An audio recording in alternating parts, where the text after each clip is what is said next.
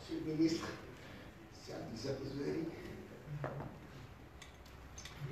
Alors, mesdames, messieurs et chers, je ne vais pas effectivement les nommer tous, c'est un train effectivement toute la matinée. D'accord? Alors, je voudrais vous dire tout le plaisir et le bonheur de vous accueillir ce matin en compagnie de mon partenaire et Léon ami, M. Antonio Verrier. Je dirais tout simplement Tony, vous permettrez cela? D'accord. Alors, résident du bureau de la Banque mondiale à Tunis. Vous dire tout le plaisir de vous accueillir pour échanger et débattre d'un sujet.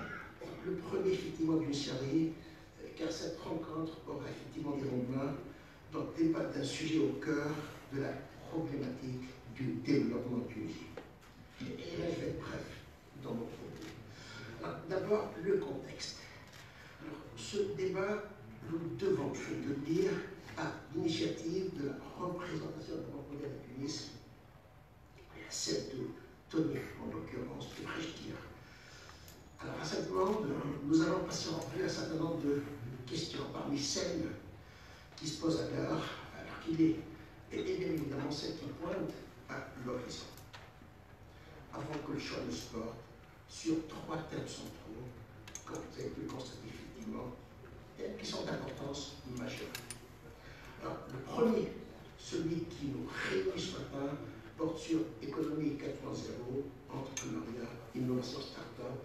Je dirais que l'intitulé est de, si ça n'a pas rien, présent ici. C'est énorme, on dirait, entrepreneuriat, innovation, start-up, on pourrait allonger la liste, effectivement, vaste programme. Alors, bien évidemment, M. Tony nous dira tout à l'heure la raison de ce choix et tout l'intérêt qu'il revêt aux yeux de la Banque mondiale. Alors, maintenant, sur le constat. Alors, sur le thème lui-même, et sans vouloir empiéter sur l'analyse, réflexion et vision des panélistes et participants, je dirais que ce choix relève d'un constat, enfin, si ça peut dire. Il y a peu d'entreprises industrielles en Tunisie et très peu d'entreprises industrielles, très peu d'entreprises de services, pardon, liées à l'industrie. Et donc, peu de possibilités de création d'emplois au regard, effectivement, de l'étendue du chômage et notamment des jeunes diplômés. Alors, en compte, sauf erreur de ma part, quelques 5000 entreprises industrielles qui emploient plus de 10 salariés. Et donc, au-delà du tumulte au quotidien, ils sont très peu d'une année à l'autre, ce qui, bien évidemment, n'est pas fait pour arranger les choses. C'est peu, vous en conviendrez, c'est peu par rapport à notre potentiel scientifique, technique, technologique, c'est peu aussi au regard surtout des compétences humaines et professionnelles. Il se crée hélas très peu d'entreprises en dépit de la volonté affichée des gouvernants, des mesures et décisions prises à l'effet de libérer créativité, énergie, de manière générale, liberté d'entreprendre. Et toujours au titre de ce constat, s'agissant effectivement des entreprises, le problème c'est que celles qui naissent petites, je veux dire très petites entreprises, ont peu de chances d'évoluer, ont peu de chances effectivement de réussir le passage vers de nouveaux paliers de développement, c'est-à-dire PME, entreprise intermédiaire, jusqu'à finalement atteindre une taille d'entreprise assez importante. Et puis, alors, je suis sûr que le débat de ce matin nous permettra effectivement de voir plus clair. Voilà ici pour le constat. Alors maintenant, que faire? Que faire, en effet, pour promouvoir l'entrepreneuriat, l'innovation avec les startups, pour investir le champ de la nouvelle économie, les nouveaux relais de la croissance et pour accélérer notre transition numérique. Que faire aussi, et pour tout dire, pour imprimer notre valeur au travers de l'organisation en démultipliant notre capacité, notre puissance d'attractivité. Nous avons conscience qu'un nouveau monde économique est en train de se mettre en place. Un monde qui s'accélère, un monde qui remet en cause les acquis et les schémas de développement en fait course en fin de cycle. Un monde qui fait vaciller les structures de production, de consommation et d'échange traditionnels. Nous devons dès lors nous adapter à ces nouvelles conditions pour ne pas nous laisser irrémédiablement dispenser. D'où cette lancinante et incontournable interrogation. Quelle politique d'appui il convient de mettre en œuvre pour promouvoir l'entrepreneuriat, les start-up et l'innovation au cœur de notre modèle de développement? Car le danger n'est pas tant dans la fracture numérique que dans la fracture de motivation. Fracture bien réelle, celle de motivation, à cause du difficile accès au financement, notamment à travers le capital risque, loin de favoriser actuellement l'innovation. Cette même motivation est contrecarrée par les réglementations administratives qui ne semblent pas favoriser la création de nouvelles entreprises innovantes et qui ne trouvent effectivement d'ailleurs que c'est taille.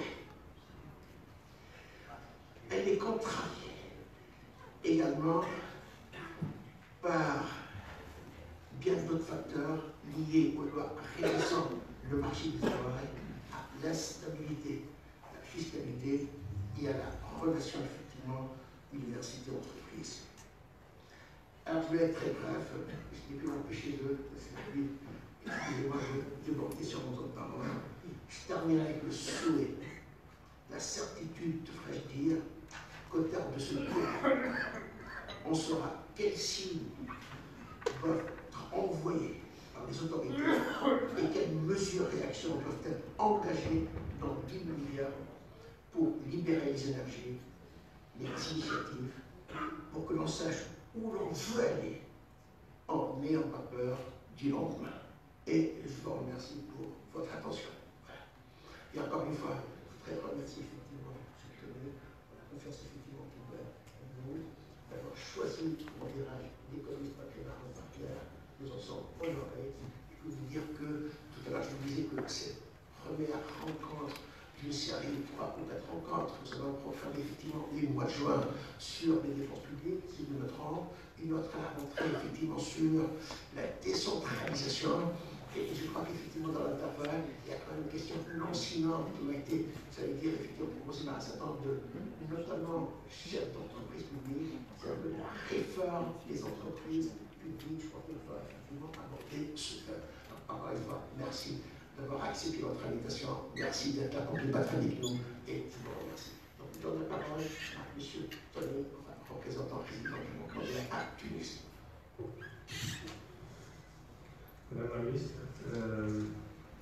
chers participants, chers collègues, je tiens tout d'abord à remercier Charlie Merkel et l'économiste maghrébin pour ce partenariat et cette opportunité d'organiser un débat avec tellement des acteurs importants réunis dans cette salle pour discuter un sujet qui pour nous est très important pour la Tunisie, notamment un sujet qui est important pour les jeunes et pour l'avenir du pays, parce qu'on parle beaucoup des troubles politiques, des débats à court terme et comment sortir de la crise économique, mais on parle moins, et malheureusement c'est malheureux, sur l'avenir du pays et les bases sur lesquelles doit se baser la relance économique et l'espoir de la population jeune de ce pays. Donc, c'est pour cette raison qu'on a choisi, ensemble avec les économistes maghrébins, ce thème pour commencer cette série de rencontres, ce thème des PME, mais notamment les PME technologiques haut de gamme, comme on l'a dit, pour lancer cette série de rencontres. Parce que c'est l'élément d'espoir principal pour l'économie tunisienne d'aujourd'hui, de parler sur le sujet des PME. On sait que les PME sont les porteurs de la croissance économique dans le monde, dans toutes les économies développées, et qu'une relance économique tunisienne ne peut se baser que sur un secteur PME beaucoup plus fort qu'elle est aujourd'hui. On voit beaucoup d'opportunités. On travaille avec Madame la ministre sur un projet pour faciliter la création des entreprises, des moyennes et petites entreprises dans les services, dans les régions de l'intérieur du pays, pour développer des petites entreprises, notamment dans les services de base et autres éléments qui pourraient donner de l'espoir à la jeunesse qui cherche de l'emploi. On parle beaucoup des PME dans le secteur de l'agriculture, de la renaissance du secteur du tourisme, etc. Mais aujourd'hui, on parle notamment dans ce débat sur les startups et des entreprises PME technologiques innovantes. Pourquoi? Pourquoi? Parce que ça sert à changer l'image de la Tunisie dans le monde en termes d'un pays pour investir. Si un pays a un secteur d'entreprises innovantes, technologiques à offrir, ça montre aux investisseurs que c'est un pays qui veut innover, qui veut faire part de cette économie 4.0 qu'on discute aujourd'hui. Donc, le signal d'avoir un secteur fort des entreprises innovantes et start-up est un élément très important en termes d'attirer des investisseurs et dans l'économie tunisienne. Certes, ce secteur des entreprises, ce sous-secteur de PME offre aussi des opportunités de créer des emplois, mais c'est plutôt à la moyenne et long terme, parce qu'il faut vraiment développer ce secteur. Et les Facebook, Amazon, Google et les autres ne sont pas nés dans une année ou deux. Donc, il faut vraiment construire maintenant ce secteur et voir quels sont les réformes nécessaires pour servir comme sous-bassin pour un secteur sain et prometteur. Donc, la Tunisie qui se veut moderne et innovante ne peut pas négliger ce secteur des PME et des startups. Heureusement, il y a eu des développements importants les derniers 12 mois dans ce sens.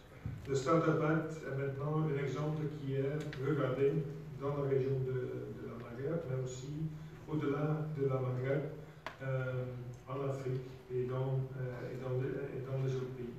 Donc le cadre légal dédié qui a été établi en Tunisie, ça c'était un signal fort.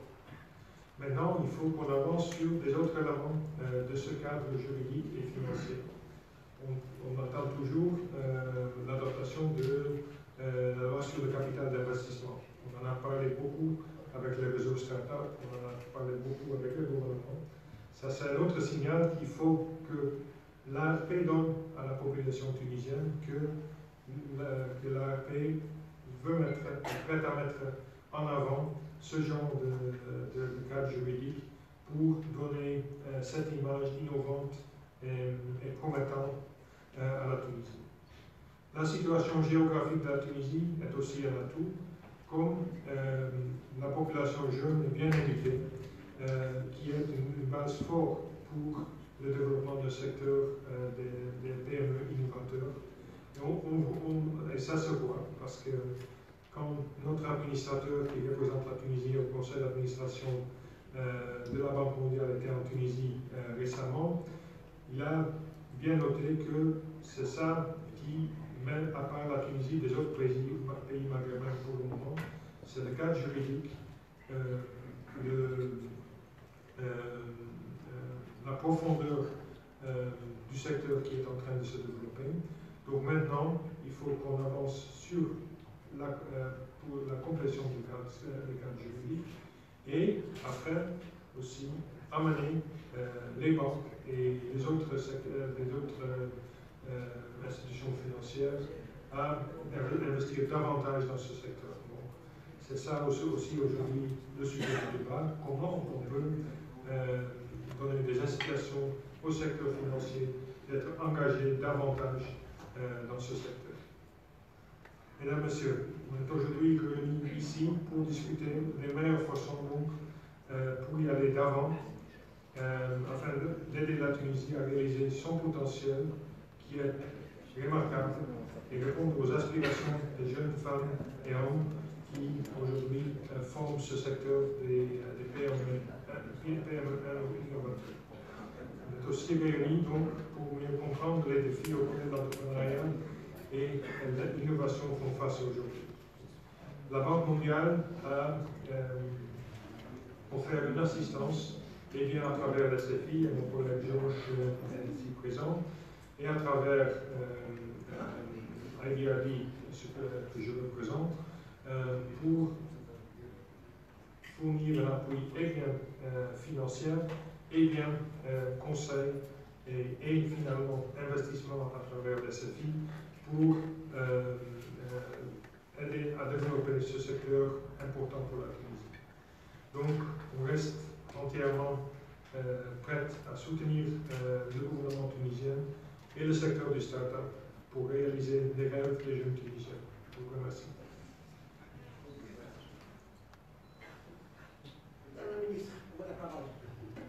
Merci beaucoup, Sylvie Disparquet-Scott. J'aurais commencé par m'excuser pour le retard, parce que je sais que nous avons commencé un peu une demi-heure en retard, ce qui m'est arrivé quelque chose qui arrive à beaucoup de mamans. Je pense que les mamans dans cette salle savent ce que c'est quand vous avez changé votre enfant et que vous sortez, qu'il régurgite tout son déjeuner, que vous devez revenir, recommencer de zéro. Alors, avant d'entrer dans le vif du sujet, moi j'aimerais ouvrir une petite parenthèse sur un événement que nous avons organisé hier et une étude que nous avons présentée, que nous avons fait en coopération avec l'AFD, qui sont amplement remerciés ici. Une étude qualitative sur 4 ans avec l'ONEC, l'Observatoire national de l'emploi, avec des résultats extrêmement encourageants. Cette étude cherchait à voir quelle était l'intégration sur le marché du travail des jeunes sortant de la formation professionnelle. Nous avons trouvé que 67% d'entre eux trouvent un emploi de façon pérenne, décente, et effectivement trouvent sa place sur le marché du travail. Dans certaines spécialités, ce taux-là monte à 77%, comme dans le secteur de l'aquaculture ou le secteur de la pêche. Et en réalité, ces chiffres-là nous ont montré à quel point il est important aujourd'hui de continuer à investir dans la formation professionnelle et à quel point est-ce que la question de l'emploi et de l'employabilité de nos jeunes est intimement liée à leur possibilité d'accéder à la formation professionnelle. Un autre chiffre qui nous est apparu, et là pour le coup nous nous sommes dit qu'il y avait beaucoup de travail à faire, c'est que un peu moins de 10% d'entre eux décident de se lancer dans l'aventure entrepreneuriale. Ce chiffre-là monte à 20% pour les métiers d'art, mais en moyenne, nous sommes autour de 9 à 10%. Et je crois que cela dit à quel point nous sommes dans une nécessité de développer la culture entrepreneuriale. Vous savez qu'en 2016, le gouvernement, la création du secrétariat d'État à l'entrepreneuriat, qui se trouvait de façon voulue au ministère de l'Emploi et non pas au ministère d'autres ministères. Il aurait pu être au ministère des Nouvelles Technologies, il aurait pu être au ministère du Développement, au ministère des Finances. Nous avons intimement lié la question de l'emploi à la question de l'entrepreneuriat et nous avons établi une stratégie nationale. Cette stratégie-là, nous en avons tiré un plan d'action. D'ailleurs, c'est une occasion pour remercier EY qui nous a accompagnés dans ce travail-là et je crois que cette bonne année de travail en commun avec un dialogue, je crois, qui ensuite a permis de donner ce travail de qualité. Nous en avons sorti 5 programmes. Moi, j'ai présenté rapidement ces 5 programmes-là parce que l'objectif était réellement de répondre au contexte dans lequel nous sommes et de répondre aux besoins aussi des jeunes et des moins jeunes d'ailleurs qui aimeraient se lancer dans l'aventure entrepreneuriale. La première chose, je reviens à la question de la culture entrepreneuriale, nous avons vu qu'il y avait un réel manque ici et nous nous sommes dit c'est déjà trop tard de vouloir développer la culture entrepreneuriale via l'action d'institutions qui sont sous notre égide, comme la NETI, ou dans le cadre de l'enseignement supérieur. Ce qu'il faudrait, c'est commencer tout au début. C'est-à-dire que nos écoles, et notamment l'école publique, doivent être les premiers lieux de l'apprentissage, ou en tout cas de la sensibilisation à la question de la culture entrepreneuriale. Aujourd'hui, nous sommes en train de bâtir avec le ministère de l'Éducation un programme pour favoriser la création de ce qui pourrait s'appeler des clubs entrepreneuriat dans nos écoles et de permettre aussi une catégorie de pédagogues d'entrer dans nos écoles. Pareil, de continuer ce travail-là au niveau des collèges et des lycées et de pouvoir aussi pas seulement proposer une matière qui serait un petit peu exclue du reste du curricula, mais d'avoir une approche pédagogique qui développe l'esprit entrepreneurial. Évidemment, cela ne se fait pas en une année, c'est des choses qui sont profondes, c'est le genre de politique publique autour desquelles il faut construire un vrai consensus, et c'est un travail que nous sommes en train de mener. De dire également, les centres de formation professionnelle sont aujourd'hui des lieux qui doivent être des lieux d'incubation, des lieux de favorisation de cet esprit entrepreneurial. La seconde chose, c'est un constat qui est que notre cadre législatif, notre cadre légal, n'est pas adapté à l'entrepreneuriat. Alors oui, nous avons travaillé sur le Startup Act et nous l'avons adopté, et nous considérons que le Startup Act répond aux demandes d'une catégorie très particulière aujourd'hui de la pyramide entrepreneuriale. Je ne pense pas qu'on crée le plein emploi avec les startups, je pense que personne autour de cette table ne le pense également. Et donc nous nous sommes dit, comme nous avons modernisé ce secteur-là de l'entrepreneuriat avec un cadre juridique et législatif qui est adapté, l'auto-entrepreneuriat, qui est une réalité dans notre pays, mais malheureusement dans le secteur informel, nécessite également un cadre législatif qui lui soit adapté. Et donc nous avons travaillé, chez Arsène ici, avec l'ISCE, un certain nombre d'organisations de la société civile, partant encore une fois du terrain, pour venir mettre en place ce statut de l'auto-entrepreneur. Ce projet de loi est prêt. Nous avons prévu de l'adopter en conseil ministériel à l'occasion de la semaine de l'emploi durant le mois de mars. Et nous considérons véritablement que c'est le type aujourd'hui de solutions juridiques qui permettent aux gens d'être encouragé d'une part à avoir une activité dans le secteur formel, d'avoir une activité en soi, d'avoir accès à une couverture sociale, d'élargir l'assiette des cotisants aujourd'hui qui participent au dynamisme d'une caisse de sécurité sociale, et donc d'assurer, notamment pour les populations les plus vulnérables, puisque les auto-entrepreneurs, c'est surtout des femmes et des jeunes, dans différents secteurs économiques. Nous, lorsque nous avons pensé à ce projet de loi, nous n'avons exclu personne, que ce soit les freelances qui font des heures pour les grandes boîtes d'informatique ou les femmes qui préparent des épices, qui sont finalement dans la même situation qui est de ne pas pouvoir, d'une part, cotiser, déclarer leurs revenus et avoir le sentiment de contribuer à l'économie nationale.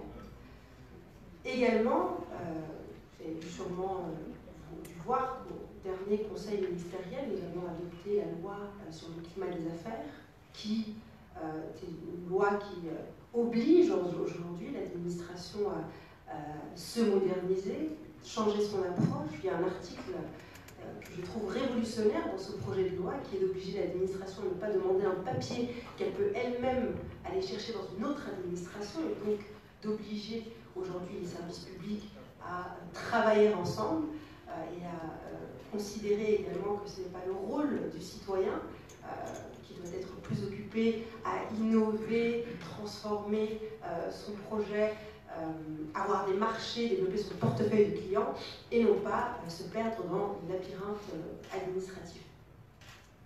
Le troisième aspect sur lequel nous avons travaillé, c'est l'accès au marché.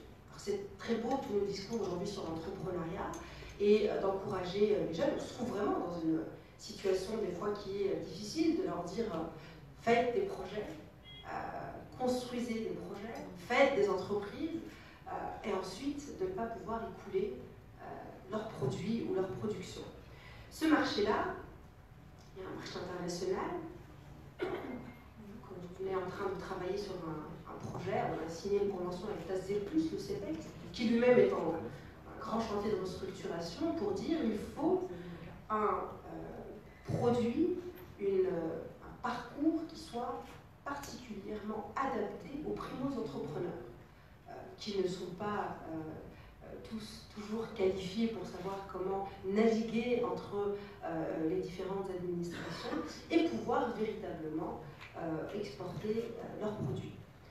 L'autre aspect, c'est de dire que nous avons un marché public aujourd'hui en Tunisie, l'État est le principal acheteur, et ce marché public-là doit aller en priorité également, selon les compétences et selon les besoins de l'État, à des primo-entrepreneurs. Alors nous avons commencé cette expérience avec le ministère de l'Équipement en 2016. Aujourd'hui, on a assez de recul pour dire que ça marche, c'est-à-dire que réserver des marchés à des primo-entrepreneurs qui sont accompagnés, qui sont financés et qui sont accompagnés sur le long terme, c'est-à-dire pendant une période de 3 ans, et à qui on offre un marché et qui sont du coup capables de lutter contre l'échec, je dirais, des projets qui sont lancés, et de pouvoir aussi avoir d'autres clients que le ministère de l'Équipement, ça fonctionne. Nous avons réitéré cette expérience avec l'ONAS, ensuite avec le ministère de l'Éducation, et aujourd'hui nous avons dit aux collectivités locales, qui elles-mêmes ont donc un certain nombre de services à proposer, qui pouvaient entrer dans un cadre de gré à gré avec des primo-entrepreneurs, encore une fois, qui sont financés et qui sont formés et accompagnés par les services de l'État. L'autre, quatrième aspect, c'est l'accès au financement. Alors, l'accès au financement, évidemment, nous, il n'y a pas un événement dans lequel on va, et notamment dans les régions aujourd'hui, où les gens ne nous disent pas oui, c'est bien beau, mais nous, lorsqu'on va à la BTS, la BFPME, qui va bientôt disparaître pour laisser place à la Banque des régions, ou les banques classiques du secteur privé, il est très difficile pour nous de venir avec des garanties, avec des dossiers qui sont bancables et avec des dossiers qui sont acceptés.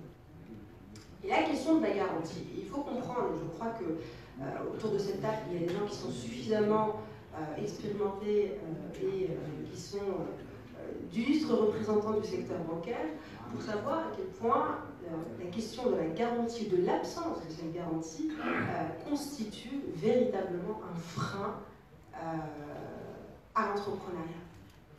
Alors, on a remis en place le FONAPRAM, ce fonds qui permet aux entrepreneurs d'avoir un fonds propre, de pouvoir s'adresser aux banques.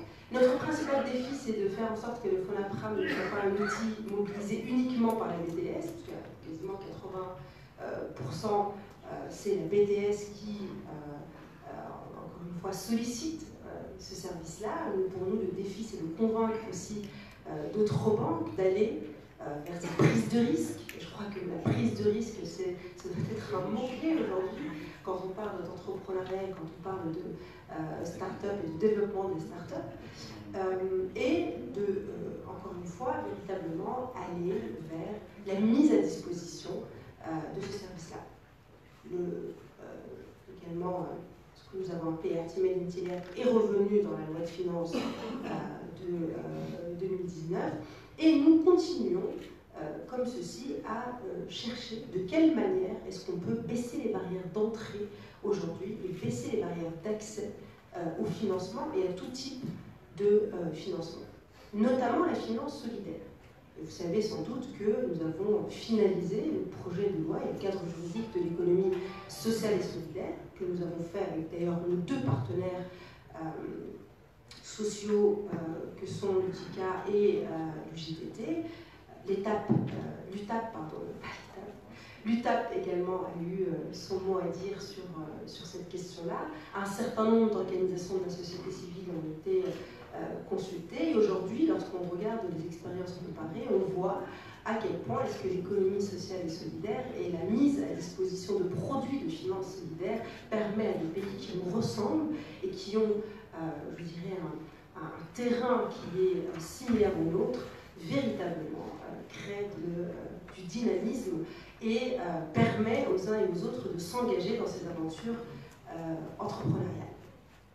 La dernière chose, c'est une question de gouvernance. On le sait très bien, et je pense que quand on ouvrira le débat tout à l'heure, plusieurs feront cette remarque que nous entendons depuis au moins 3 années, qui est que à qui doit-on s'adresser quand on veut lancer un projet?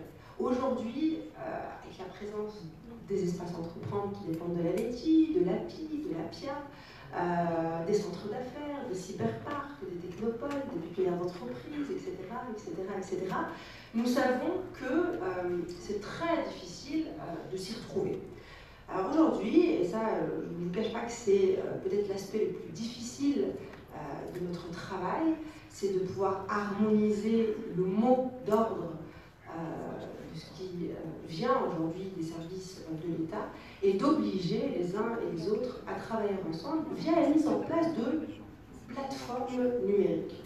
Vous savez que c'est difficile aujourd'hui de créer de nouvelles institutions, que la création de nouvelles institutions ne signifie pas forcément un meilleur service rendu, mais effectivement la mise en orbite de toutes ces institutions-là, c'est un travail que nous avons commencé et que nous espérons achever d'ici la fin de l'année. Voilà ce que je voulais dire en introduction sur cette question de l'entrepreneuriat vu de l'État et de la volonté d'encourager l'entrepreneuriat par le gouvernement. Une seule peut-être crainte de notre part à nous, ou un défi ou un challenge qui est face à nous, c'est de pouvoir aujourd'hui être à la hauteur des discours.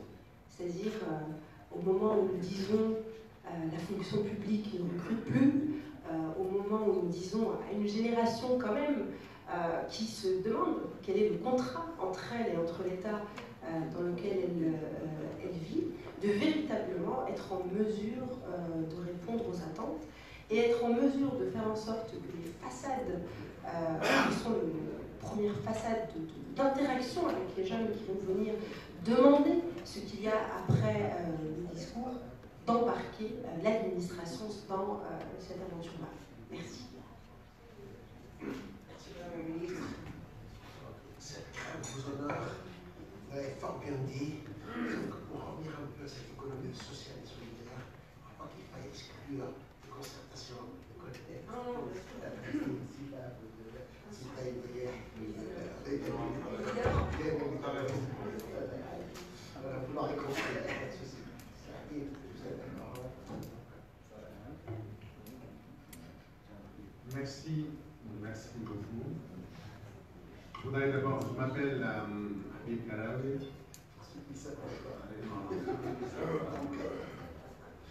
Je veux vous dire à qui je dois être ici. Je dois, comme d'habitude, à une injonction. Je devrais dire merci pour dire ça. C'est une complicité. Pour discuter d'un sujet éminemment important, je crois que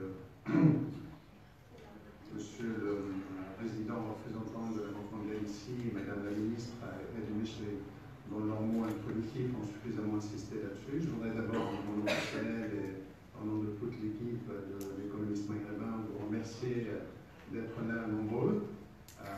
Public impressionnant, très sincèrement. Nous avons ici la chance d'avoir la quintessence de l'intelligence que l'on peut avoir sur la question de l'entrepreneuriat et de l'innovation, selon une approche multifactorielle, puisque nous avons la chance d'avoir ici à la fois ce que je pourrais appeler des serial entrepreneurs, des gens qui ont créé plus d'une entreprise, qui donc connaissent un peu ce parcours de combattant qui est la création d'entreprises et d'entrepreneuriat en Tunisie. Nous avons des bailleurs de fonds, nous avons des capital risqueurs, donc private equity, etc. Nous avons des académiciens, des chercheurs, nous avons aussi des ressources dans le métier du chiffre. Donc, je crois que nous avons cette chance-là et autant en profiter, comme le disait Madame la ministre tout à l'heure, pour essayer de générer un certain nombre d'hypothèses et pour essayer aussi, avant de générer de nouvelles hypothèses, de valider et d'ajuster éventuellement les propositions qui sont faites ici et là. On a exactement, puisqu'il y avait un glissement de délai, on a 1h10 pour notre panel. Ce que je vous propose, c'est que je fasse une petite présentation de 5 minutes pour planter un peu le décor.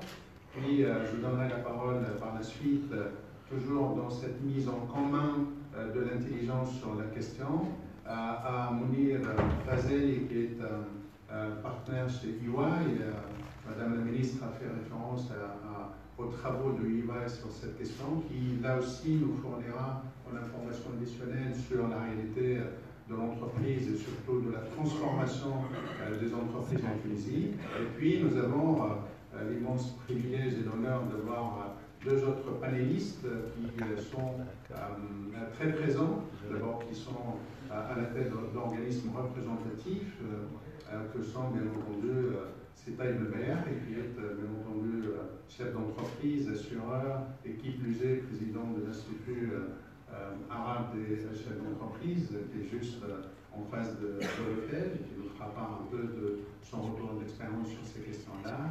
C'est Tarek Sherif, qu'on ne présente plus, donc président de Connect, qui explique dans quasiment toutes les manifestations, il en a organisé une hier sur quasiment ce sujet-là, l'entrepreneuriat, l'innovation, etc., et qui est, de mon point de vue, un observateur averti de ce qui se fait, et qui parfois joue son rôle citoyen, comme l'intitulé de l'organisation qu'il a la chance de présider, son rôle de citoyen, d'agitateur et d'idées, et Dieu seul sait combien on en a besoin aujourd'hui. Je voudrais, si vous le permettez, très rapidement, puisque beaucoup de points ont été, bien entendu, abordés, commencer par poser la question, en fait, sur la réalité. Et la question est la suivante. Est-ce que les entrepreneurs peuvent réussir en Tunisie, ici et maintenant? Donc ça, c'est la principale question à laquelle, et qui induit tout, bien entendu, les dispositifs et toutes les mesures que l'on peut éventuellement envisager. quand on pose cette question, bien entendu, on doit préalablement définir ce qu'est l'entrepreneuriat et, bien entendu, définir aussi le cadre global, l'environnement, à la fois légal, réglementaire, culturel. Madame la ministre a beaucoup insisté sur cet aspect de culture de l'entreprise, de culture de cette prise de risque, etc. On revient là-dessus. Dans tout ce processus. L'entrepreneuriat, la définition qui me semble la plus correspondre à l'idée que c'est celle de Harvard Business School, qui date d'un certain nombre d'années, et qui résume, si vous voulez, ou définit l'entrepreneuriat comme étant la poursuite d'une opportunité au-delà des ressources et des moyens dont vous pouvez disposer. Et cette, bien entendu, poursuite nécessite un certain nombre d'éléments qui sont la détermination, la ténacité, la capacité à fédérer, à convaincre, etc. Moi, je pense qu'on doit se mettre d'accord sur ce qu'est l'entrepreneuriat. On doit aussi se mettre d'accord sur, surtout, je dirais, ce que l'entrepreneuriat n'est pas. Et je crois que c'est important qu'on se mette d'accord tous là-dessus pour pouvoir mieux peut-être canaliser les débats par la suite. L'entrepreneuriat et certaines politiques publiques, malheureusement, ont tendance à confondre cet aspect-là. Pour ça, j'insiste beaucoup là-dessus. Ce n'est pas un pis-aller. Entreprendre ne se fait pas par défaut. Ce n'est pas du tout une solution de rechange. Je crois qu'il faut beaucoup insister là-dessus. Ce n'est pas un substitut au salariat. Et ce ne l'a jamais été dans aucune expérience au monde. Ce n'est pas une alternative au chômage non plus, fut-il celui des diplômés d'enseignement supérieur, parce qu'il y a un certain nombre de programmes qui sont bâtis sur cette idée-là. Et malheureusement, on est dans une situation, et moi je souhaiterais, bien entendu, après écouter la réaction des uns et des autres, on a un glissement au niveau d'un certain nombre de politiques publiques qui veulent justement faire un peu jouer ce rôle à l'entrepreneuriat comme étant une des solutions du chômage ou du sous-emploi. Et ce n'est pas non plus, entendons-nous bien, l'expérience le confirme, un problème de ressources financières. C'est une condition, mais ce n'est pas une condition, je dirais, suffisante pour résoudre le problème de l'entrepreneuriat. Ça m'amène à parler de la problématique. Et là, je voudrais citer Oscar Wilde, qui disait que success is a science, if you have the conditions, you get the results. Et quand on dit qu'il faut des conditions, il faut essayer de mettre à plat toutes ces conditions. Il s'agit d'examiner quelles sont ces conditions, globales, institutionnelles, individuelles. Est-ce que l'on peut parler d'invariants méthodologiques du succès, en essayant de faire une approche comparative dans les pays où il y a un fort taux de prise de risque d'entrepreneuriat? Est-ce qu'il y a des variables à marge nulle sans lesquelles le processus se bloque, sans lesquelles il y a point de succès? Est-ce qu'il y a des recettes, des modes d'emploi, des kits? Parce que j'ai vu, moi, dans un certain nombre de pays où il y a quasiment des kits pour le succès, des kits pour la création d'entreprises, des kits pour l'introduction, pour les introductions en bourse, etc. Et toujours dans cette problématique, c'est des questions auxquelles nous devons, je pense, répondre tous autour de cette table, puisque souvent, et notamment dans ce qu'on entend sur la microfinance et autres, on fait référence à des expériences dans d'autres pays. Est-ce que le succès est duplicable, nonobstant justement les contraintes à la fois temporelles, spatiales et surtout culturelles? On se pose la question, il y a des études qui ont été menées là-dessus. Pourquoi on entreprend? Pourquoi on entreprend? Chacun, comme je l'exprime, chacun a son carburant. Le fait pour des raisons un peu, si vous voulez, qui lui sont propres, qui peuvent être de quantitatives comme qualitatives. Est-ce qu'on peut réellement transformer un demandeur d'emploi en créateur d'entreprise? Et in fine, la question que je poserai aussi à pas seulement à nos panélistes, mais à toute la table, et puisque c'est de promulgation récente, est-ce que le Startup Act répond à ces interrogations et est-ce qu'il lève un peu toutes ces hypothèques, même si Madame la ministre, à juste titre, a bien conscience que ce texte-là n'est pas suffisant, en tout cas, il ne couvre pas toutes les situations possibles imaginables. Le contexte en Tunisie, nous le connaissons tous très rapidement, faiblesse de l'initiative, ça c'est clair, un déficit de prise de risque. Culturellement, on est dans un contexte un peu riscophobe, et ça les études le démontrent, on est moins prompt à prendre des initiatives. On le voit d'abord à l'échelle de pays, mais même, c'est un paradoxe, à l'échelle de région. Les ressources naturelles dans les régions où ça existe, c'est les régions qui ont les moins d'initiatives. C'est un peu le Dutch disease, mais un peu, j'allais dire, localisé dans certaines régions géographiques. Ce que j'appelle, moi, j'ai fait un papier là-dessus depuis le début des années 90, la culture de l'échec. On est malheureusement dans cette culture-là, dans beaucoup de catégories sociales, la culture de l'échec. L'échec est souvent, sinon toujours, pas pardonné. Il stigmatise, il est stigmatisant. Il n'y a pas de seconde chance, généralement, qui est donnée à ceux qui entreprennent. Il y a aussi culturellement un peu, et on est en plein dans l'entrepreneuriat et dans la réussite, c'est que souvent la réussite est suspecte, elle est rarement attribuée à, j'allais dire, à l'ardeur ou à l'effort ou aux compétences ou aux moyens qu'a déployé la personne pour réussir.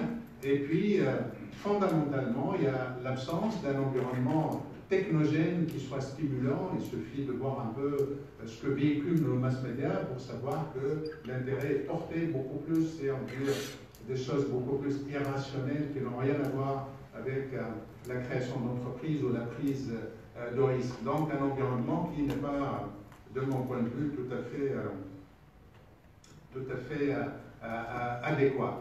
Bon, je vais finir juste par serrer un peu, ça a été dit, c'est une reprise un peu ce qui a été dit, ce que j'appelle les prérequis. Les prérequis, c'est une économie non administrée, où la liberté d'entreprendre est garantie par la Constitution, laquelle Constitution en Tunisie, je vous le rappelle, malheureusement ne garantit pas cette liberté. Elle garantit d'autres libertés, mais pas celle-là. Vous vous rappelez le débat assez fumeux d'ailleurs qui a eu lieu à ce propos-là. Un cadre légal et réglementaire qui soit stimulant, adéquat et stable, surtout, parce qu'on vit un problème de stabilité de notre dispositif législatif et réglementaire, ce qui réduit constamment la visibilité. Une administration diligente et non bloquante, ce qui est le cas, 9 fois sur 10, l'administration inhibe l'initiative en Tunisie et tue l'initiative sans qu'il y ait aucune action pour remédier à cela.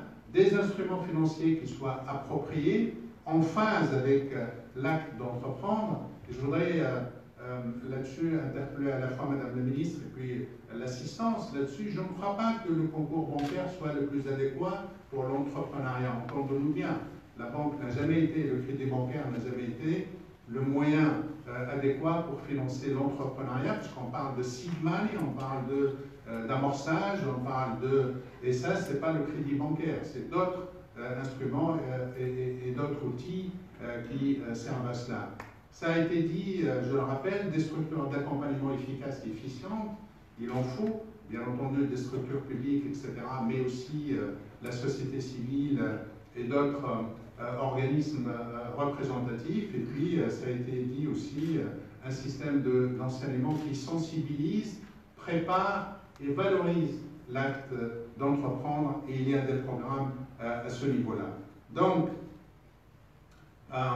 j'ai voulu un peu situer ce contexte pour un peu partager avec vous l'intelligence sur cette question-là. Ce que je vous propose, c'est de passer tout de suite la parole à Mounir Razeli, donc de EY, pour qu'il nous fasse une présentation sur un peu aussi les données de base sur l'entreprise et ses transformations. Et après, on passera tout de suite à des questions un peu plus précises et je vous remercie. À vous, Mounir.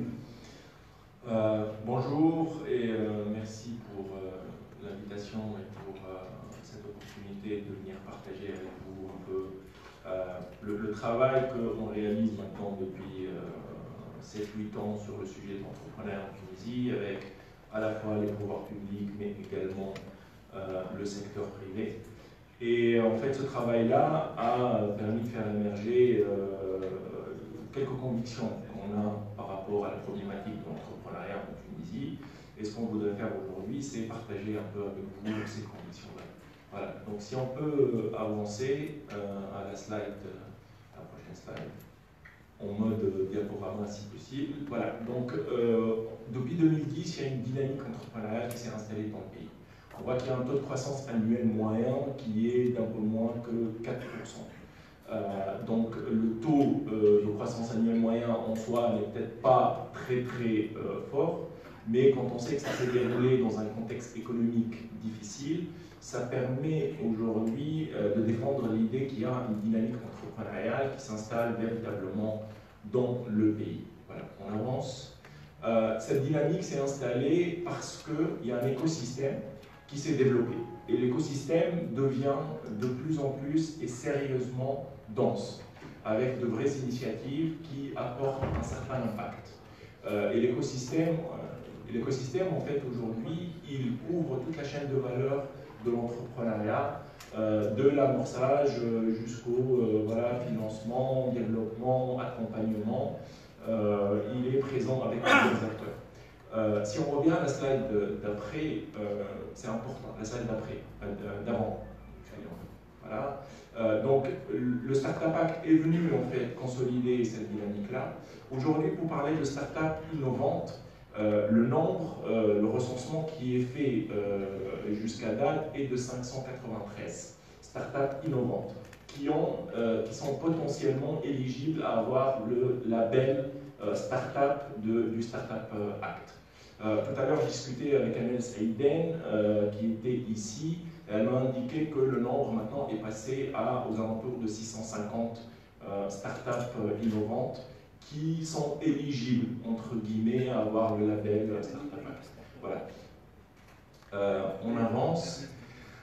Sauf que cette dynamique entrepreneuriale, ce qu'on dit, c'est qu'elle cache une situation qui est inquiétante. Elle est inquiétante parce qu'on voit que le tissu des entreprises de taille moyenne et le tissu des grandes entreprises est en train de se contracter. On a une évolution qui est négative pour les entreprises de taille moyenne entre 2010 et 2016, également pour les grandes entreprises. Donc, entreprises de taille moyenne, c'est 50 employés jusqu'à 199, grande entreprise, c'est à partir de 200 employés. Par contre, pour les petites entreprises et les très petites entreprises, les taux de croissance sont là et sont présents. Voilà. On avance. Donc ça a un impact. Ça a un impact sur la compétitivité du pays. Et on le voit, en 2010, on avait 9000 entreprises qui enregistraient des opérations d'exportation. En 2016, le nombre d'entreprises qui enregistrent une opération d'exportation est passé à 6000 entreprises. Voilà. Donc, à partir de là, on ne peut pas être surpris par l'évolution des chiffres de l'exportation de l'économie tunisienne. L'autre impact, si on avance, voilà, c'est l'évolution du contenu technologique de nos exportations. On était sur une évolution très positive entre 2000 et 2010. Le taux de croissance annuel moyen en fait, du contenu technologique de nos exportations évoluait à 21%. Ça s'est beaucoup ralenti depuis 2010. On descend à 2% entre 2010 et 2016. On avance. Voilà. L'impact est aussi un impact sur l'emploi, parce que en termes de création d'emplois, les entreprises de taille moyenne et les grandes entreprises ne sont pas aujourd'hui en train de contribuer. L'évolution est négative. l'emploi se crée plus dans les petites entreprises et les très petites entreprises. On a tendance en Tunisie à dire que le fait qu'on se retrouve avec des proportions très faibles d'entreprises, de grandes entreprises et d'entreprises de taille moyenne est dû à la taille du pays ou au niveau du développement du pays. Sauf que ce n'est pas nécessairement le cas. Quand on regarde des économies des pays comme l'Uruguay, quand on regarde l'Uruguay, c'est à peu près 3,5 millions de personnes.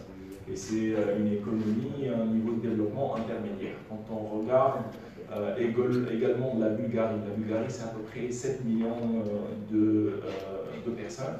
La proportion de grandes entreprises et la proportion d'entreprises de taille moyenne est beaucoup plus importante que celle de la Tunisie. Quand on regarde par exemple, juste pour donner quelques chiffres, donc l'Uruguay, ils sont à peu près 3% d'entreprises de taille moyenne. Quand en Tunisie, nous sommes à 10 fois moins ça. L'Uruguay a à peu près 0,48% de grandes entreprises, quand en Tunisie, on est à 4 fois moins ça. Voilà. On avance. Alors, la problématique, elle est où? La problématique est que le contexte économique en Tunisie et le climat des affaires, le climat des investissements ne permet pas la conversion des petites entreprises en entreprises de taille moyenne et en grandes entreprises.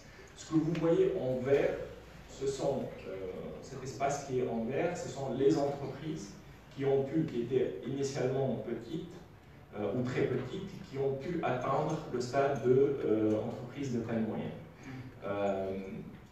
Ça s'arrête en fait très vite. La conversion s'arrête au bout de 2 ans, 3 ans. C'est-à-dire qu'une entreprise, où elle atteint la taille pour être une entreprise de taille moyenne, ou dans les 2 ans, dans les 3 premières années, si elle ne le fait pas, le train passe et elle n'arrive plus à le faire. La situation s'est améliorée avec la génération des entreprises de 2010, où on voit que la conversion se poursuit.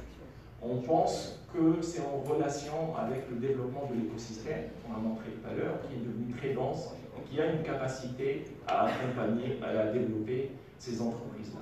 Voilà. La présentation est beaucoup plus longue, mais je vais m'arrêter ici. On a 2 en fait, recommandations de l'autre côté. C'est il faut qu'il y ait un effort et des politiques publiques directes qui visent la conversion des petites entreprises en entreprises de taille moyenne et en grandes entreprises. Il faut qu'il y ait un travail de ce côté-là. Ça peut être un accélérateur, ça peut être un programme qui peut être conçu. En plus du travail qui est fait sur le climat des investissements, sur le climat des affaires, pour faciliter cette croissance des entreprises. Voilà. 2, il faut qu'il y ait un travail particulier sur les startups innovantes. Aujourd'hui, ce groupe de 600 startups ne travaille pas avec les grandes entreprises, les grands comptes en Tunisie, ne travaille pas avec le secteur public. Elles ont besoin d'avoir la première commande, le premier client, et elles ont plus de chances de le trouver sur leur marché local.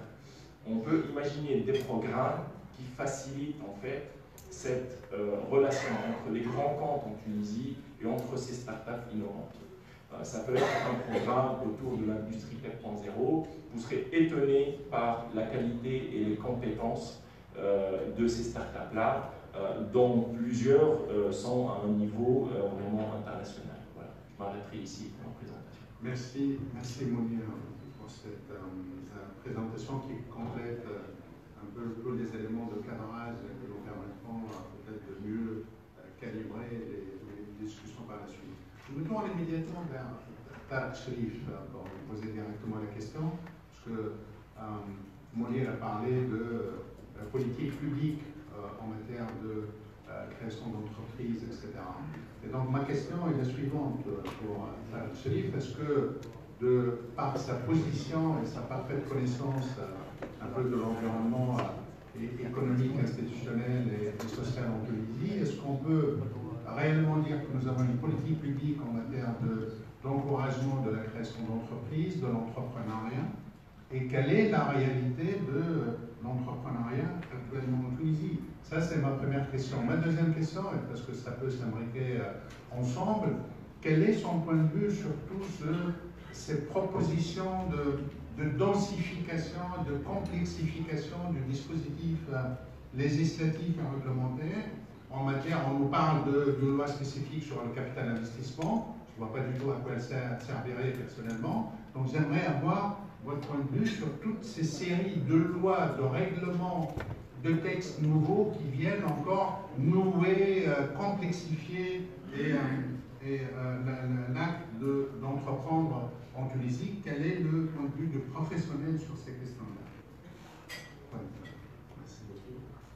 Merci pour l'invitation. L'ambiance générale dans le pays, au niveau économique, est-ce que réellement nous avons un esprit entrepreneurial et est-ce que nos jeunes aujourd'hui sont tournés vers l'entreprise, d'une manière générale? J'ai la chance peut-être de parcourir la Tunisie chaque mois, je fais quelques jours dans les différentes régions, je peux dire, la chance et l'obligation, mais c'est une chance, pour moi je la prends comme une chance. Je dis, c'est pas évident du tout, pas évident du tout, et je pense qu'il y a un travail à faire urgemment. Nous avons encore aujourd'hui des jeunes qui sortent de l'école et qui ont une seule ambition. Je l'ai vu la semaine dernière, j'étais au sud pendant 3 jours. Les gens cherchent encore à rentrer dans l'administration, à rentrer dans des entreprises publiques, et c'est pour eux la panacée. C'est là où ils sont sécurisés pour leur avenir, pour construire leur avenir, etc. Donc l'esprit entrepreneurial n'est pas quelque chose de très commun, de très partagé au niveau de la communauté des jeunes, d'une manière générale. Je ne parle pas de 5-10%, je parle de la majorité de nos jeunes en Tunisie. Pourquoi? Parce qu'aujourd'hui, les gens voient une sécurité absolue au niveau de l'administration, au niveau des entreprises publiques, au niveau du marché parallèle. Parce qu'il y a une tentation aujourd'hui d'aller vers le marché parallèle où vous n'avez pas les obligations de l'administration, où vous n'avez pas une fiscalité lourde et où vous avez beaucoup de gains. Et aujourd'hui, malheureusement, force est de constater que avoir une position dans le marché parallèle, ce n'est plus quelque chose qui dérange, parce qu'il y a tellement d'argent qui tourne que, bon, on se dit, c'est facile, il n'y a qu'à démarrer le dépôt et importation de produits. Malheureusement, c'est quelque chose qui pèse aujourd'hui sur l'orientation ou le choix de nos jeunes, et il faut le reconnaître et le voir tel quel. Le pays aujourd'hui a beaucoup d'intermédiation. Les gens ne cherchent que les choses faciles qui ne compliquent pas leur existence, et c'est là où ils trouvent beaucoup d'argent, et il ne faut pas se le cacher. C'est une évidence. Alors, où ça peut changer? Ça peut changer au niveau du système éducatif. Tout le monde en a parlé. Je ne vais pas m'attarder sur ça. Il y a l'esprit entrepreneurial qu'on peut inculquer au niveau de l'école, au niveau de la famille également, parce que c'est là où on éduque les enfants et on les oriente vers les entreprises. Mais est-ce que nous sommes en train de montrer des réussites au niveau de notre pays? C'est peut-être une question qui paraît bizarre, mais ça fait des années qu'on répète qu'il faut montrer les petites réussites. Et Dieu seul sait s'il y a des réussites dans ce pays. On ne les voit jamais. Mais alors, jamais. Alors que c'est quelque chose au niveau de la télévision publique, mais également privée, il y a des réussites absolument fantastiques, où il y a des personnes qui s'ingénient tous les jours à faire et à créer de la valeur, à faire travailler du monde dans les régions, mais personne ne les connaît. Je dis bien personne ne les connaît, et c'est quand même dommage, parce que c'est à ce niveau que ça se joue, c'est au niveau de l'éducation, au niveau de la famille, qu'on doit donner cet exemple de réussite, qu'on montre qu'on peut réussir en faisant de petits projets au niveau innovant, bien sûr, et ça peut rapporter gros, et ça peut donner un bon exemple au niveau de nos jeunes. Alors, Le cadre juridique aujourd'hui, est-ce qu'il est incitatif? Je ne suis pas sûr. Moi, j'attends de voir au niveau du Startup Act, est-ce que les choses vont se développer convenablement. Hier, comme Sylvette l'a dit tout à l'heure, on a eu une conférence, peut-être Douche tout à l'heure va en parler, The Next Society, sur également les entreprises innovantes, etc. Il y avait beaucoup de remarques sur le cadre législatif, sur le Startup Act, et je pense qu'il y a encore matière à faire attention pour avoir cette crédibilité. Parce qu'aujourd'hui, nous avons, excusez-moi du terme, Madame la Ministre, mais un problème de crédibilité et d'efficacité. Il faut, quand on promet des choses, il y a un timing. Et ce timing, il faut le tenir. Parce que les gens, on ne peut pas leur dire, on va faire, ça va se faire. Il y a une urgence et les gens veulent que l'administration tienne les délais qu'elle se doit de tenir. Le financement, je dois dire deux mots parce que c'est quelque chose, comme vous, comme tout le monde, je rencontre un peu partout où je vais. Bien sûr, il y a les banques classiques qui jouent un rôle, personne ne peut le contester.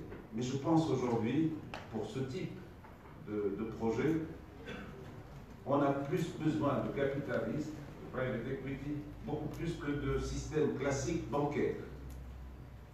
Et permettez-moi d'insister, je l'ai demandé aux premiers responsables du pays plusieurs fois, et je crois qu'on doit faire l'effort de pousser ou d'encourager les fonds d'investissement dans les régions. Dans les régions.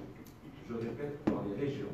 C'est important, parce que cette proximité, c'est ça qui vous montre les compétences, les talents des personnes qui sont dans les régions et qui sont capables, qui ont envie de se lancer, mais qui n'ont pas la possibilité d'arriver à Tunis pour voir un banquier et avoir le financement nécessaire. Et là, puisque nous sommes invités par CIDED, mais également par la Banque mondiale, je fais la Banque mondiale et CIDED, si vous voulez, j'inverse. Je pense qu'il y a quelque chose à faire, c'est-à-dire au niveau instrument, pour peut-être pousser, avoir une possibilité à pousser des fonds d'investissement dans les régions, dédiés en partie ou en totalité vers l'innovation, vers les entreprises innovantes, vers les startups, parce que c'est ça qui peut créer réellement un tissu d'entreprises de cette qualité. Le système financier classique aujourd'hui, je l'ai dit plusieurs fois, je n'ai pas besoin maintenant de faire un exposé sur ça, je crois qu'il est beaucoup plus adapté à des entreprises qui existent et des entreprises classiques et des entreprises surtout qui ont des garanties. Donc ce n'est pas tout à fait adapté à la demande et à l'attente, on va dire, des start-upers, surtout, et je le répète, dans les régions. Bon, finalement, un petit mot sur les entreprises, et je crois que Simounir a bien parlé sur les chiffres qui existent au niveau des entreprises. Il y a un souci, et je pense que c'est un souci à voir et à trouver les solutions, c'est retenir les compétences et les ingénieurs. Parce qu'aujourd'hui, un vrai fléau qui doit nous interpeller, c'est bien de lancer des entreprises, mais si au bout de quelques mois ou de quelques années, les compétences partent parce qu'il y a des problèmes de différentes natures, ce n'est pas le sujet, mais en tout cas, ça mérite, ça doit nous interpeller pour regarder quelles sont les choses qu'il faut faire ou quels sont les remèdes pour éviter ce genre de départ précipité ou de départ qui peut être fatal pour l'entreprise. Juste un mot sur la question que tu m'as posée, si tu permets, concernant les nouvelles lois. Ma position, tu la connais, je crois en Tunisie, on a une overdose de lois. Il y a 96, je crois, projets de loi aujourd'hui qui sont sur la table des députés. Je crois qu'on a plus intérêt à appliquer des lois qui existent, à essayer de les simplifier la vie des gens, et de s'occuper des choses qui sont réellement, aujourd'hui, quand je vois au niveau de notre Assemblée, il y a des sujets qui sont préoccupants pour l'entreprise. On parle d'échange, le code d'échange, c'est quelque chose d'urgent. Quand je parle de la COMESA, on a pleuré pendant des années pour avoir un accord avec la COMESA. On n'est pas foutu, excusez-moi du terme, on n'est pas capable aujourd'hui de traiter ce sujet pour permettre aux entreprises tunisiennes d'avoir un marché de 400 millions ou 500 millions en Afrique de l'Est pour pouvoir exporter davantage. Quand je vois les chiffres qui ont été donnés par Simounier tout à l'heure, on était 9000 entreprises à exporter, aujourd'hui on est 6000.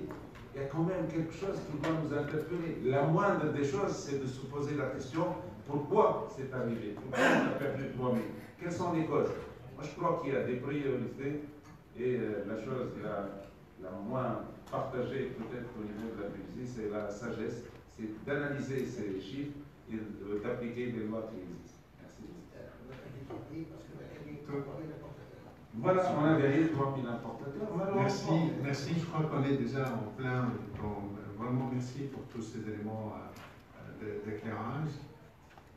En fait, ils sont très utiles pour la puissance publique parce que ça permet d'ajuster, parce que ça permet d'avoir une restitution terrain qui permet justement de mieux cibler les mesures. Je me tourne vers Taïber, que je remercie d'avoir accepté de nous faire part de son témoignage. Justement, Tal avait abordé aussi une question en tout cas nouvelle, c'est celle de notre capacité de rétention des talents en Tunisie, que ce soit dans les entreprises ou ailleurs. Moi, je voudrais poser la question à Taïber sur ce sujet précis de l'expérience de leur groupe en cette matière. Comment ils font pour retenir justement les talents et comment ils font aussi, parce que je sais qu'ils font quelques actions de spin-off où ils encouragent un certain nombre de jeunes talentueux à s'établir à leur propre compte pour développer et externaliser un certain nombre de services où le client principal est le groupe. Et donc je voudrais, qu'on est dans cette thématique de l'entrepreneuriat, avoir aussi ce retour d'expérience pour éclairer un peu l'assistance là-dessus. Merci Selahib, merci à la Banque mondiale, à CILED et donc de cette formidable invitation, donc Madame la Ministre. Donc moi, je commencerai juste par un petit retour en arrière pour dire que donc quelque part les années 50, 60, voire les années 70 ont vu quand même naturellement l'émergence d'une classe d'entrepreneurs qui se sont révélés eux-mêmes entrepreneurs. On ne les a pas aidés à être entrepreneurs, donc ça s'est fait vraiment très très naturellement et ces gens-là ont juste après l'indépendance, bien entendu, poussé à quand même bâtir ce pays. C'est vrai qu'il y a eu quand même un cadre, hein, donc les lois 72, pour ne citer que celle-là, mais d'autres avec comme un environnement économique, c'est vrai, beaucoup plus, moins favorable sur le plan marché, mais beaucoup plus favorable sur le plan, disons, protection. Alors aujourd'hui, comment se réinventer un petit peu dans les années 2010 et 2020, où le cadre a vraiment totalement changé, où les choses se sont quand même faites différemment.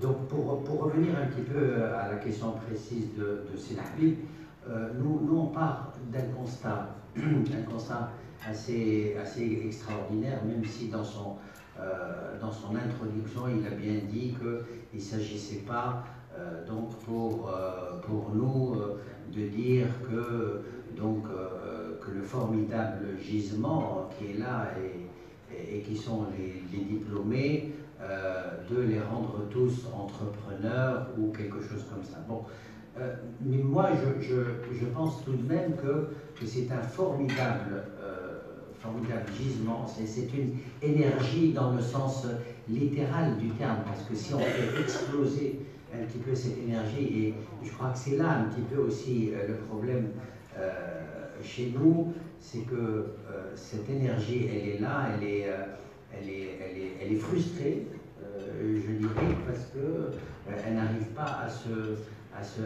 se manifester. Et je pense que nous, en tant qu'entreprise privée, en tant qu'investisseur, en tant que groupe d'entreprises privées, nous avons une responsabilité. Alors, je vais parler un tout petit peu de l'expérience que nous avons eue donc dans une grande entreprise, au vrai sens du terme, et qui dit grande entreprise dit peut-être un petit peu sclérose, un petit peu administration, process un petit peu figé, etc.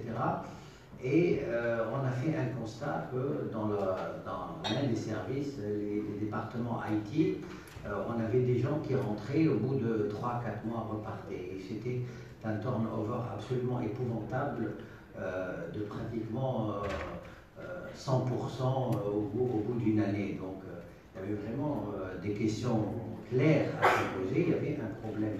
Et on s'est rendu compte que cette fameuse génération qui s'appelle aujourd'hui la génération Z, hein, Z comme zapping, c'est pas comme vous et moi, certains d'entre nous, donc on rentre pour un job pratiquement à vie. Si on change 1 ou 2 fois ou même 3 fois, c'est énorme. Alors ces gens-là, au bout d'une année, ils ont fait 3 ou 4 jobs. Donc pour eux, ça ne les dérange pas, il n'y a pas de souci. Donc partant de ce constat, il fallait absolument rendre un petit peu ces rapports à ces gens-là totalement différents. Ce ne sont plus les rapports classiques que nous connaissons avec cette pyramide du chef, du sous-chef, du directeur, du sous-directeur, etc. Mais c'était plus une équipe qui travaillait en commun avec un environnement beaucoup plus, un environnement start-up, hein, pour ne pas citer, avec quand même des projets clairs qui intégraient un petit peu tout le monde au process. Et le résultat a été quasiment immédiat. Nous n'avons plus de gens qui partent parce que c'est une gestion en projet, c'est une régie. Donc c'est une gestion qui fait participer tout le monde. Il n'y a plus de chef, il n'y a plus de sous-chef, il y a des gens qui contribuent à un projet et bien entendu, ça va avec.